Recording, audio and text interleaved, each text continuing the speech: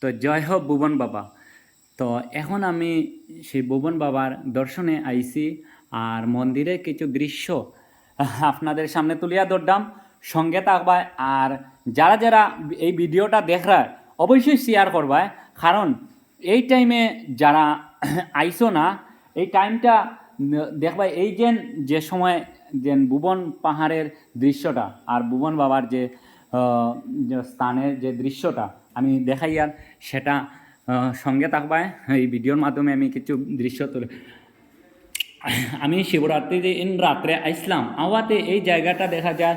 এই জায়গা কিন্তু একটা সেকেন্ড দাঁড়ানি, শুধু এদিকে আওয়ার পরে এই যে লাইনে আওয়ার সময় আইতে আইতে একটু সময় খালি বক্তি দিয়েও যাওয়া লাগে, কারণ কিচ্ছু করার নাই।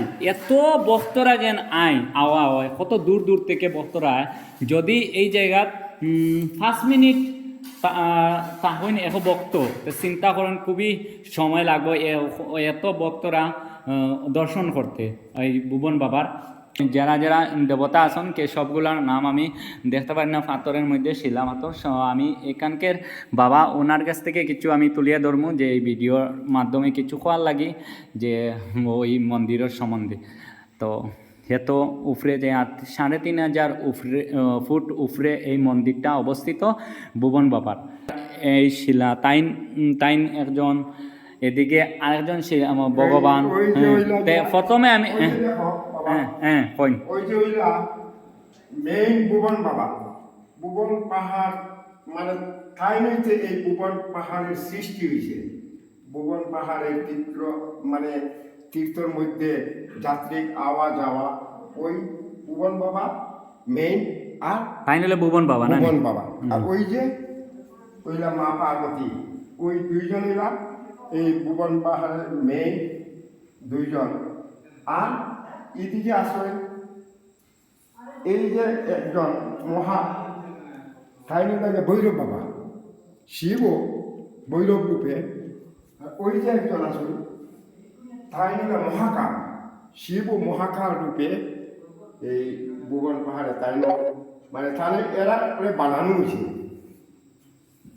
আর ওই যে আসেন এখানে হনুমান বাবা, বজরাঙ্গবলী, পবন পুত্র, আর এইটা দশরথ পুত্র রামচন্দ্র। এরপরে ওইলা গিয়া সীতামাতা, সীতামাতা না, সীতামাতা। আর পরে সীতামাতার পরে এলা জটায়ু, দশরথ রাজার যে বন্ধু জটায়ু। এরপরে এলা গিয়া কামাখ্যা মাতা। কামাখ্যা, হ্যাঁ কামাখ্যা মাতা ওইখানে আসুন না। তো ঠিক আছে। কিন্তু আরেকটা কথা আমি জানি না, কে জানো যে ভুবন বাবার যে মন্দিরে কামাখ্যা মায়ের দর্শনও পাওয়া যায়। যারা যারা এইটা জানো না, তো এই ভিডিওর অবশ্যই শেয়ার করবা, আরও দুইজনকে দেখাইবার সুযোগ করবা যে এই জায়গাতে আমাদের মা কামাখ্যাও অবস্থিত আছেন। তো এরপরে ওই যে আসুন ওই যে মন্দিরের বাইরে যে ছোট একটা মন্দির, এই এখানে আছেন গণেশ বাবা নানি, গণপতি বাবা। এখানে গুহার ভিতরে আছেন লক্ষ্মী মাতা। একটু মানে ভিতরে ঢুকিয়া লক্ষ্মী মাতার মানে দেখা যায়। দেখিও শিব যে সময় আমরা শিবরাত্রির দিন আই, কিন্তু মা লক্ষ্মীর এরকম দর্শন করতে পারি না অত শান্তশিষ্টভাবে। আজকে খুবই আমি শান্তশিষ্টভাবে আজকে এখানে সাধু বাবারে জিগাইয়ে কিন্তু আজকে সেই কিন্তু সব রে হইয়াদের যে